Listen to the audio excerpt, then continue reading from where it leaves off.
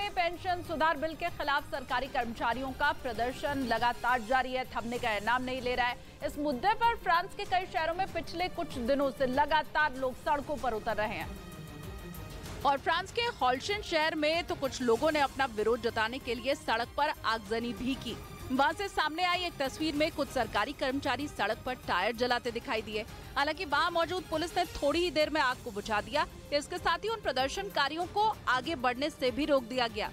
वहीं राजधानी पेरिस में सफाई कर्मचारी पेंशन सुधार बिल के विरोध में दूसरे दिन भी काम पर नहीं लौटे, जिसकी वजह से वहाँ चारों तरफ कूड़े का अंबार लग गया।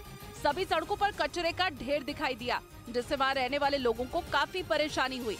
असल में फ्रांस की सरकार ने रिटायरमेंट की उम्र 62 से बढ़ाकर 64 साल कर दी है। इसके साथ ही पेंशन पाने के लिए न्यूनतम सर्विस के साल भी बढ़ा दिए गए हैं।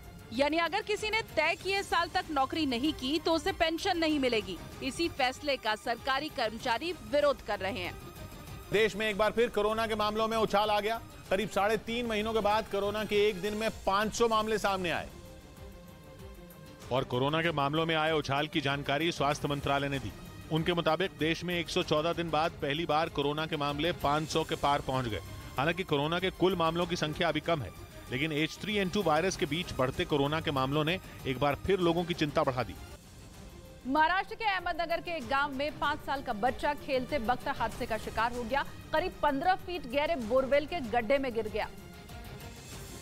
पहले परिवार और गांव वालों ने बच्चे को निकालने की कोशिश की। रस्सी के सहारे बच्चे को खींचने की कोशिश हुई, लेकिन वो कामयाब नहीं हो सकी।